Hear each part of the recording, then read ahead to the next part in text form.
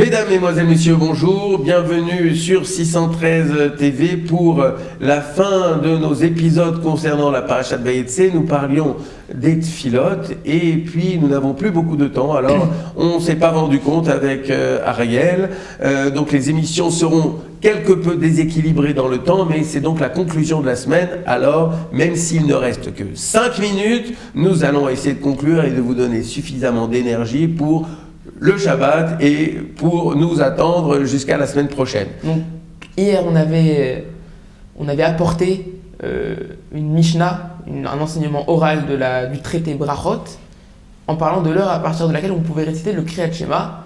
Et on avait dit que la halakha était lorsqu'on peut reconnaître une connaissance et qui fait encore nuit. Alors voilà. Quel enseignement? Donc nous n'avions plus de calendrier, on ne sait plus ce qui se passe. Et donc là, Mishnah nous avait donné un test simple, on se trimballe avec un petit bout de tissu bleu et blanc ou bleu et vert selon les avis de la Mishnah.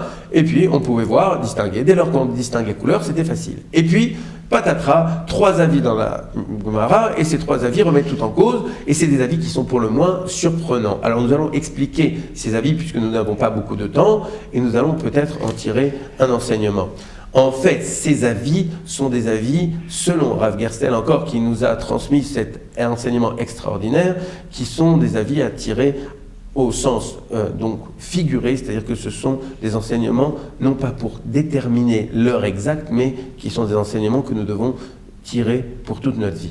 Rabbi Meir nous dit, si nous avons la possibilité de distinguer entre un chien et un loup, alors nous pouvons réciter le Kriyat Shema. Eh bien, la distinction entre un chien et un loup, eh bien, c'est de savoir si nous avons la capacité d'écouter Akadosh Baruch Hu comme un chien et donc d'accepter d'être son serviteur. Eh bien, si nous avons un maître et nous savons le distinguer comme étant Akadosh Baruch Hu, alors nous avons la capacité de lire le Kriyat Shema. Et c'est ça la distinction entre un chien et un loup.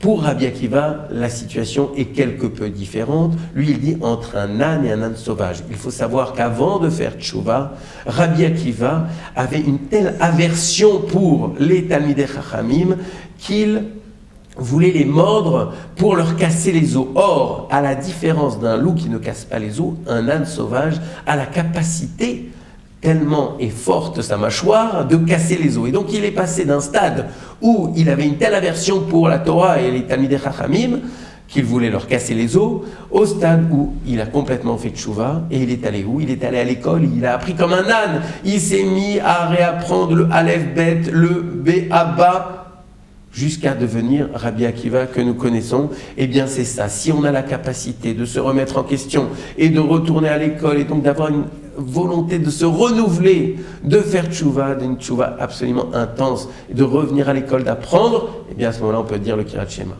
Le troisième avis, et c'est ça la halakha. La halakha, c'est si nous arrivons à distinguer un ami, mais une connaissance, ça n'est pas un ami très proche. Dans la nuit, alors, nous pouvons dire le Kriyat Shema. Eh bien, cet ami qui est une simple connaissance que nous ne connaissons pas très bien, mais qui est notre ami malgré tout, eh bien, c'est Akadosh Baruch Hu lui-même. Dès lors que, dans les moments les plus difficiles, c'est-à-dire dans la nuit noire, lorsque les ennuis s'accumulent, lorsque les malheurs parfois parviennent et nous n'en souhaitons à personne, eh bien, malgré tout, lorsque nous arrivons à percevoir la présence d'Akadosh Baruch Hu avec nous, lorsque nous arrivons à voir qu'il est là et qu'il nous accompagne même dans les moments les plus difficiles, alors nous pouvons réciter ce Kriyat Shema. Tout ça pour vous dire que Yaakov Avinu, au fond de toutes ces histoires, voyait Akadosh Baruch Hu et il a institué la prière du soir. Alors, pour conclure, je dirais que nous avons nos 3 patriarches qui ont institué chacun une sensibilité différente à chaque moment de la journée qui lui-même, chacun de ces moments sont eux-mêmes totalement différents. Et ça, cela doit nous conduire à une chose. Lorsque nous nous dirigeons chacun dans nos synagogues, chacune de nos prières doit être différente. Et lorsqu'elle sera différente, nous allons créer un lien particulier avec Akadosh Baruch Hu.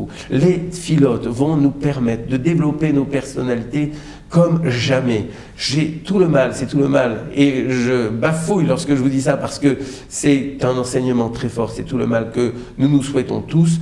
Essayez de développer ce lien très très fort avec Akadosh Baruch Hu. C'est sur ces mots que nous vous laissons. Cet enseignement était court mais intense. On vous souhaite une bonne journée, un bon Shabbat, à la semaine prochaine pour la parashat Vayishlach. Salut à tous!